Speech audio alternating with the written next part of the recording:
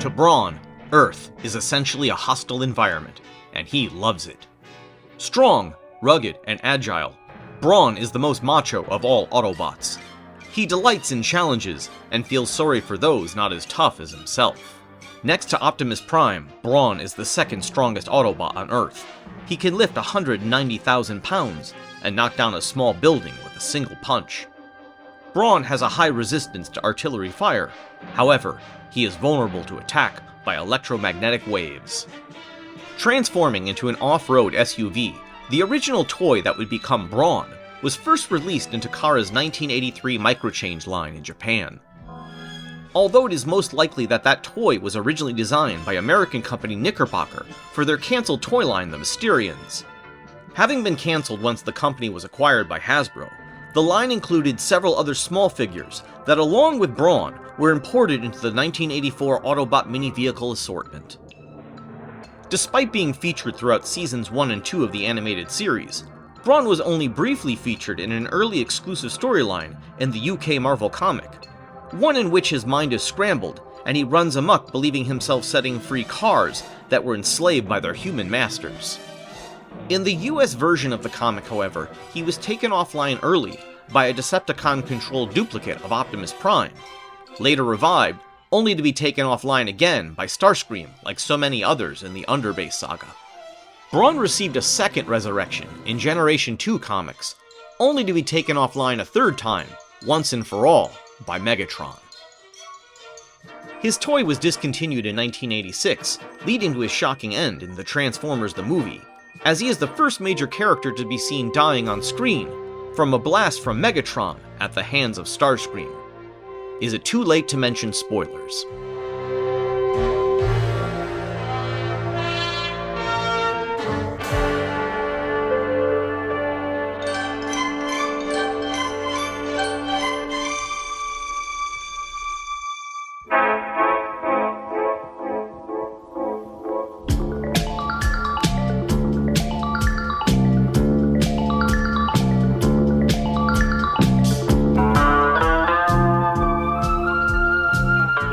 I said I'd be back in the new year, and here I am.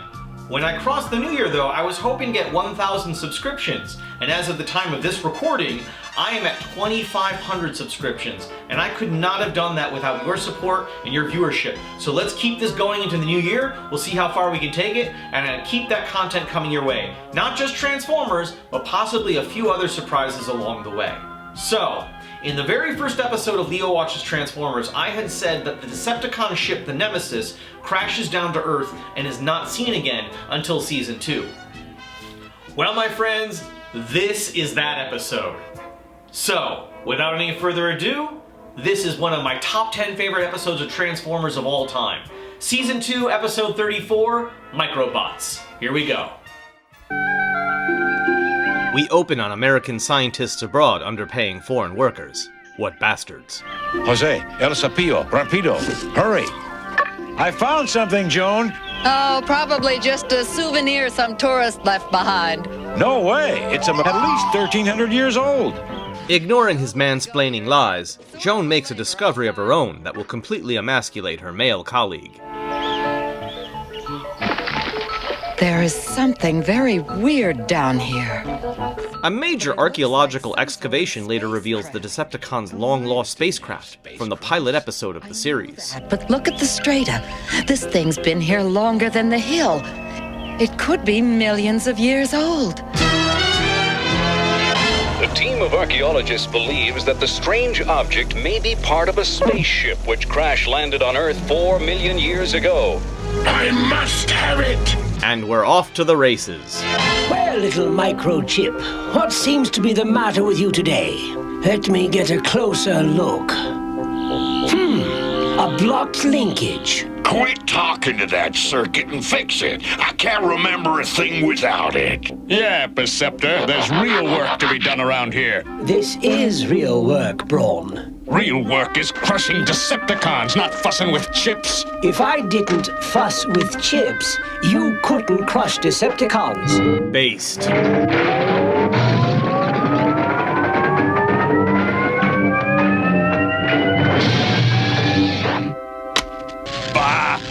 Lay off, Brawn. Perceptor's as important as any of us.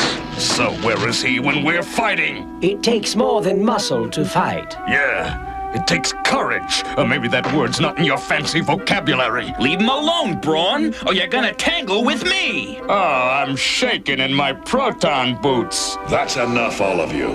Brawn, Bumblebee, we're rolling out. Perceptor, finish repairing Ironhide, and then both of you join us. But Prime, I can't go.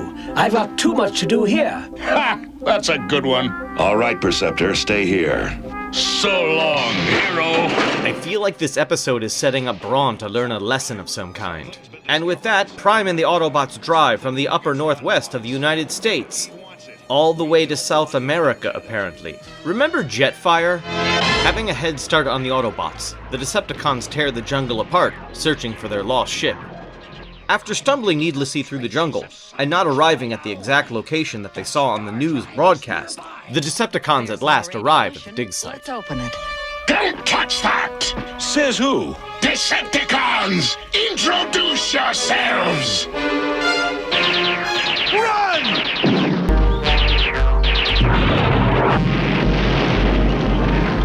After millions of years, it's mine!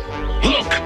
Your Cyberforce... Reclaiming their property back, Megatron commands his troops to search the vessel for this episode's MacGuffin.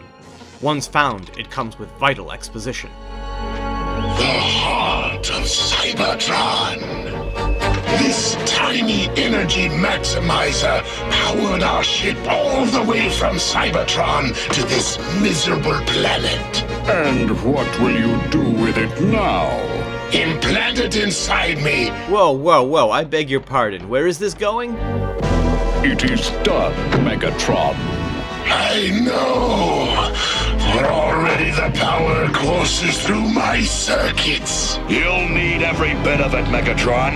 Autobots, attack! The Autobots arrive in South America, just in time to have their asses handed to themselves. Prime! Come on, Autobots! Follow your leader's orders and attack! Do you like internet videos about Autobots that went on to bone members of the G.I. Joe team? Well, guess what, perverts? You're in luck. Roll the clip. After Brawn's toy was discontinued in 1986, his mold was recolored and retooled in order to create new character, Autobot Outback, who appears in the third line of figures, as well as the third season of the series. In the years after the original run of Transformers, the trademark on Brawn's name was maintained through other characters in new retellings of the franchise, particularly X-Brawn from 2001's Robots in Disguise. And in the third season premiere of Transformers Animated, a G1-inspired Brawn appeared as a member of the Autobot Team Athenia. A Brawn toy was designed and released with Transformers Revenge of the Fallen. Never appearing in the film, this version of Brawn was featured in tie-in comics. Meanwhile, classic G1 Brawn received a handful of his own comic appearances in the 2000s. None more bizarre or noteworthy than 2013's Transformers vs. G.I. Joe, where he and G.I. Joe team member CoverGirl fall in love and conceive a child together through techno-organic science. Weird. Brawn also received a G1-inspired figure in 2008's Transformers Universe line, and would later receive 2 figures in the Titans Return toy line. Brawn would go on to make a brief live-action appearance in 2018's Bumblebee movie, even getting a Studio Series figure in honor of this release. And finally, 2024 saw the release of a battle-damaged Brawn in a 2-pack with Ratchet, inspired by their appearance in 1986's Transformers the Movie. At last, collectors can complete the set of the original 4 Autobots to get slaughtered on screen before their very eyes. Now you can relive your childhood trauma whenever you want. Gee whiz. Thanks, Hasbro!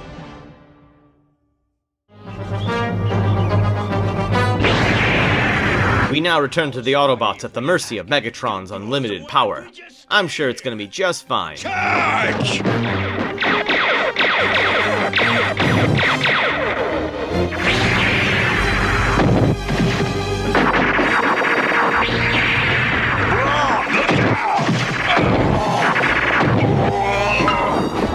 Smokescreen, buy us some time!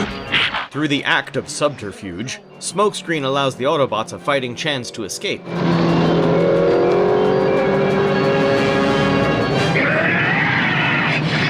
see. Now blast the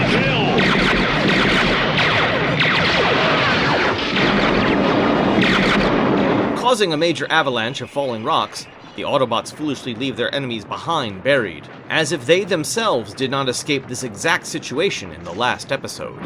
That should hold them for a while. Damage report. 5 of us are functional. Hoist, grapple, ratchet, get the wounded out of here. Good grief. As the wounded Autobots return to base, it is Perceptor and Sparkplug who must fix their sorry asses. Start with Wheeljack. I need him. Funny, you don't have a scratch on you. Brawn, lay off Perceptor. If I hear one more word against him, you'll answer to me. Yeah, shithead. I've said it before and I'll say it again. Transformers versus falling rocks, Transformers win every time. It was clever of Prime to collapse this hill on us, but he only succeeded in postponing the inevitable. Whatever, asshole.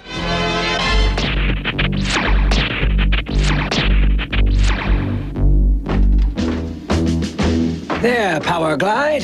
Good as... Perceptor's work is unexpectedly interrupted. Sorry, Perceptor. We're diverting all power to the force field generator now. But that's absurd! Do you have any better ideas? Or is your intelligence as fleeting as your courage? As a matter of fact, I do. Get inside Megatron and disconnect the heart of Cybertron. Are you defective? How are we gonna do that? Simple. We use my transmat reduction beam to shrink down to microscopic size. Then we crawl into Megatron and rip the blasted heart out. What do you think of his intelligence now, Brawn? I reserve judgment. You and Bumblebee go with him. Power Glide. Precisely at the halfway point of this episode's running time, the plot comes into crystal clarity. Now we'll show Megatron that bad things come in small packages. Ready and waiting!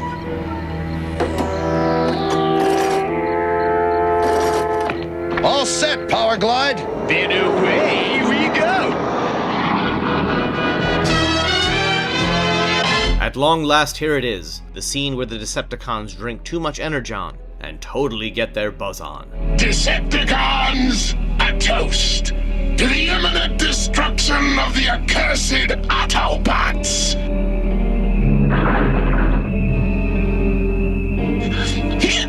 Boy, these are good. I needed to refuel. Energy.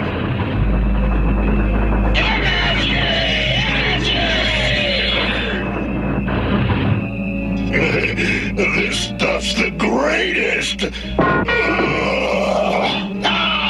were the good old days back on Cybertron. Didn't have to sneak around in these ugly ass disguises. Once the Decepticons succumb to their own mirth, the shrunken Autobots are deployed from the air. Go, Cybertron, land of the metal moon. He's all tuckered out. He'll sleep good tonight. We're energized. Now's our chance.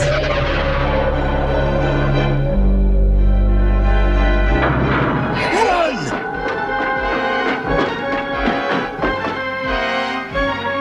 What's the...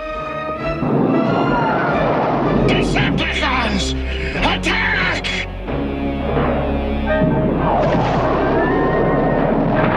What a bunch of assholes. Don't believe it. No matter. I'll finish the Autobots myself.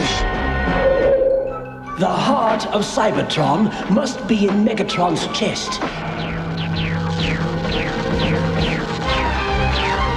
What are they? Electro-sanitizers. They're protecting Megatron's body from microscopic impurities, and we're the impurities. That's what you get for not washing your hands. Well, it's commercial time, and I decided I need to recharge on a little Energon on my own, if you know what I mean. But what I really want to talk about is voice actor Corey Burton, who is not only the voice behind Brawn, he is also Shockwave, Spike, Sunstreaker, Vector Sigma, from Disney all the way to Lucasfilm. I made a brand new Spotlight video of him, so I hope you'll go check that out in my Voice Actor Spotlight playlist. Now, let's get back to the Transformers in the Fantastic Voyage. We now return to our heroes evading Megatron's internal microbiotic defense system. Yeah, you heard me. That's it. Come to Papa. Through the power of kick-ass animation, Brawn decides to take charge.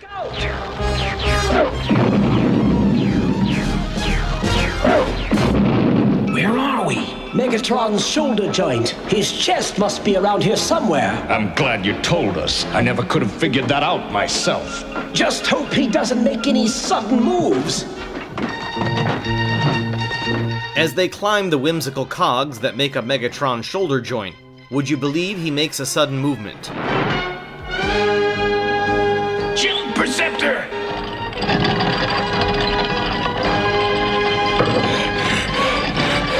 Some hero.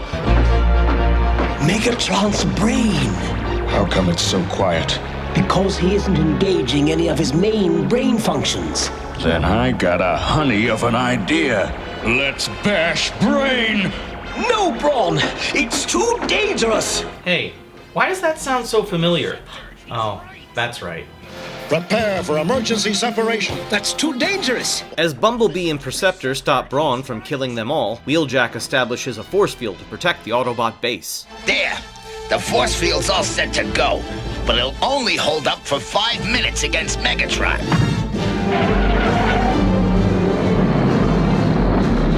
If you destroy his brain, he'll fall. The impact could detonate the heart of Cybertron. It's our only chance.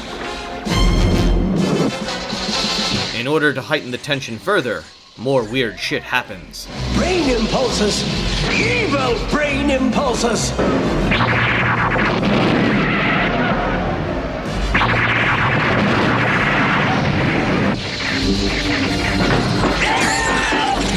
As Megatron wallops the Autobots in a barrage of sweet animation, Perceptor uses his smarts, and Brawn continues to kick ass.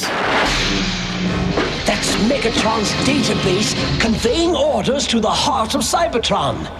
If we can hitch a ride, it'll lead us straight to it. Here comes one! Grab it! There it is! Jump!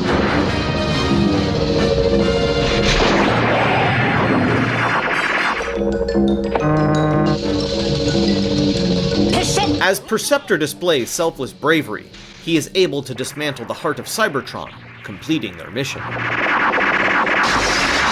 Force field's down!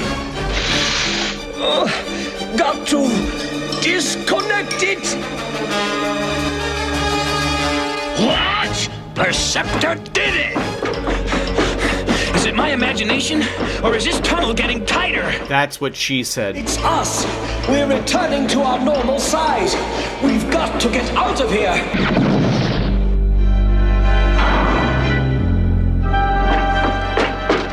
Escaping through Megatron's shoulder joint, the growing Autobots stampede across his groin.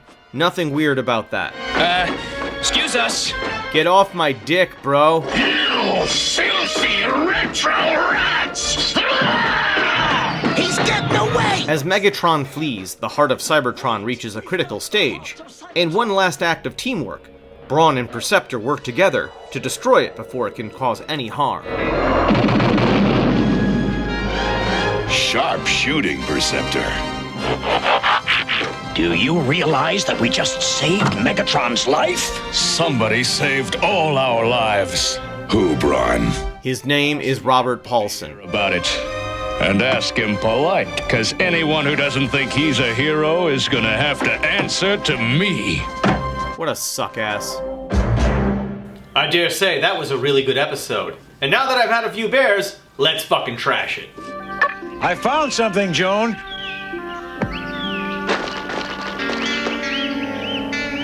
You owe me $10. Okay, right off the bat, this is not how archaeological excavations work. Found objects are not simply yanked out of the earth. This is almost as bad as that Jurassic Park raptor skeleton that was just neatly hidden under dry sand so the art department could set it up for multiple takes. Ask a real archaeologist what they think of Indiana Jones. They don't care for it. You call this archaeology? Right, Transformers. I hate to say this, but it looks like some sort of spacecraft. The Mayas didn't have spacecrafts. I know that, but look at the strata. This thing's been here longer than the hill. It could be millions of years old. It's like aliens, much larger than us, came to Earth in the distant past. You think something like this would have made the news by now. So, Perceptor can turn into a microscope that's either a human scale or a very large microscope that nobody needs to use. So why does he even need to turn into a microscope? Why can't he just look at an object that he wants to see enlarged? Quit talking to that circuit and fix it. I can't remember a thing without it. Except Ironhide remembered that he needed that circuit in order to remember that he needed that circuit, so how does that work? Look closely. Perceptor has a Decepticon symbol. There are multiple times in this episode when Constructicon heads are light gray instead of black. Optimus Prime leaves Autobot base with just Ratchet, Bumblebee, and Brawn. Then we only see those four walking in the jungle when they arrive. Then those four transform and move on together. Then those same four appear at the commercial break. After the break, we suddenly see Cliff Trumper, Bluestreak, Ironhide, Sorry-ass Huffer, Smokescreen, Sorry-ass Windcharger, and finally, Hoist for 2 shots. Before we leave, Optimus mentions Grapple, who never appears in this episode. Grapple, Ratchet, get the wounded out of here. And finally, when we return to base, we see that Wheeljack and Gears were with them the whole time, apparently.